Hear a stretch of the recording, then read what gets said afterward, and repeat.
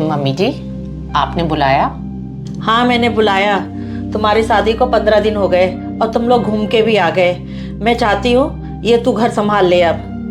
Mummy जी, मैं इस घर को संभाल तो लूँगी, लेकिन अभी मुझे इस घर में आए हुए सिर्फ 15 दिन ही हुए हैं और मुझे इस घर के बारे में ज़्यादा अच्छे से पता भी नहीं है। अगर आप मुझे बता दोगे तो मैं इस घर को बहुत अच्छे से संभाल लूँगी। डॉली, इसमें बताना क्या है?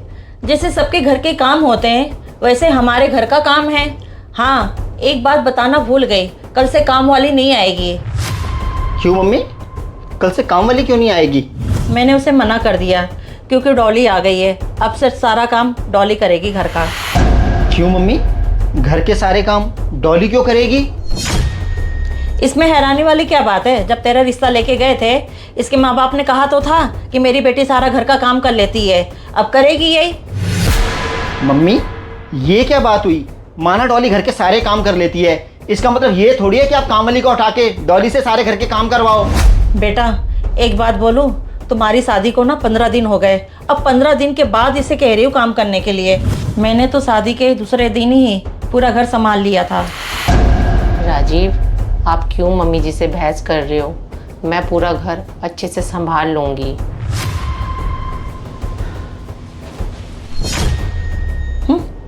बेटा, एक बात बताऊं, तू इसकी ज़्यादा तरफदारी मत कर, नहीं तो तेरे सिर पे नाचेगी ये।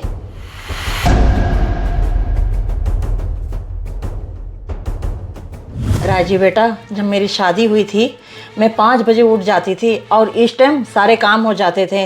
एक मेरी बहू है, अभी तक चाय नहीं आई।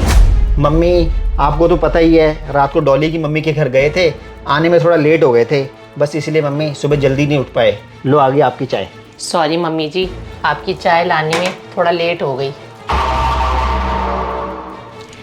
तू लेट हो गई है उसको छोड़ो, लेकिन तूने ये कैसे बेहुदे से कपड़े पहन रखे हैं?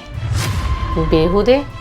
मम्मी जी, इन कपड़ों में तो कुछ भी ऐसी बात नहीं है, और वैसे भी घर में इसी तरीके के तो कपड़े पहने जाते हैं। अब तुम मुझे बताएगी कपड़े कैसे पहने जाते हैं? मेरी तो इतनी उम्र बीत गई, साड़ी के अलावा सूट के अलावा ऐसे बेहुदे कपड़े मैंने आज तक नहीं पहने।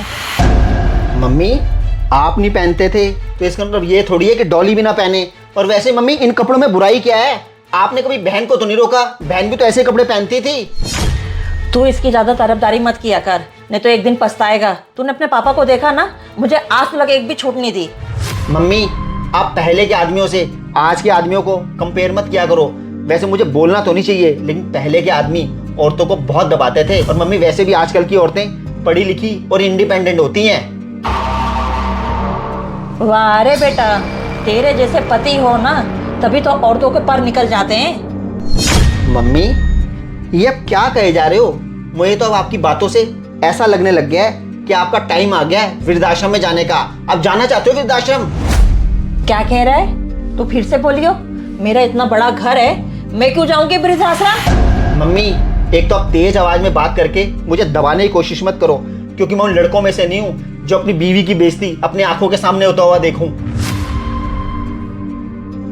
मम्मी, पहले के जमाने गए जब एक सास अपनी बहू को बहुत दबाती थी। आप भी तो मम्मी वही कर रही हो। आप सास बन गई हो तो बहू को दबाने की कोशिश कर रही हो। अपने दिन भूल गए मम्मी? दादा दादी आपको कितना दबाते होते थे और आप कितना रोया करती थी। सच बताना मम्मी, क्या आप खुश थी अपनी शादी से?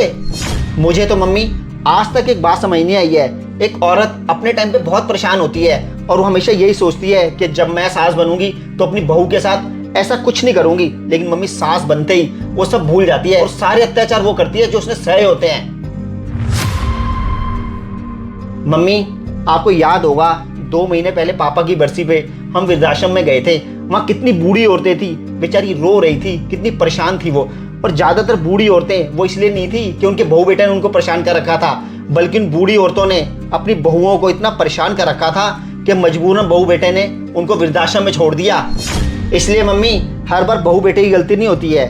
लोगों ने तो ऐसे ही बदनाम कर रखा है कि शादी होते ही माँ बाप को बहू बेटे वृद्धाश्रम भेज देते हैं। ऐसा कुछ नहीं मम्मी, हर बहू बेटे चाहते हैं कि माँ बाप उनके साथ रहें, लेकिन माँ बाप पता नहीं क्यों बहू बेटे की लाइफ में इंटरफेयर करते हैं, क्यों बहुओं पे रोक लगाते हैं। मम्मी, अगर ऐसा करेंगे तो माँ बाप को वृद्धाश्रम भेजने पे बहू बेटे मजबूर ही हो जाएंगे ना।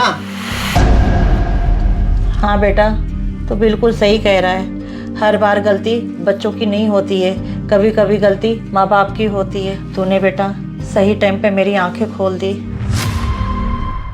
फ्रेंड्स, ज़्यादातर केसेस में देखा गया है कि बहू के आते ही कुछ माँ बाप को वृद्धाश्रम में रहना पड़ता है, लेकिन दूसरा सच ये भी है कि सारी गलती बहू बेटे की नहीं होती है, कुछ हद तक गलती माँ बाप की भी होती है, क्योंकि माँ बाप अपने बहू बेटे की लाइफ में हद से ज़्यादा इंटरफेयर करते हैं और इसी इंटरफेयर की वजह से उनके रिश्ते अपने बच्चों से ख़राब हो जाते हैं, बस उन्हें मजबूरन वृद्धाश्रम में रहना पड़ता है। मैं आपसे यही कहूँगा कि अपने बच्चों की लाइफ में ज़्यादा इंटरफेयर ना करें, ताकि आपके रिश्ते बच्चों के साथ बने रहें। बाकी आपकी क्या राय है कमेंट्स में ज़रूर बताएं। धन्यवाद।